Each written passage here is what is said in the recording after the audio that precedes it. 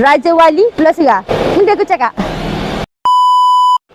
Assalamualaikum. Okey, jangan lupa save the date belaka pada 14 dan juga 15 hari bulan ni, iaitu hari Sabtu dan juga hari Ahad. Kita akan adakan sea trial besar-besaran bersama dengan bot yang belakang saya ni, iaitu bot 19 kaki setengah dan juga 20 kaki setengah. Dipadukan dengan enjin Mercury 50 kuda 2 stroke.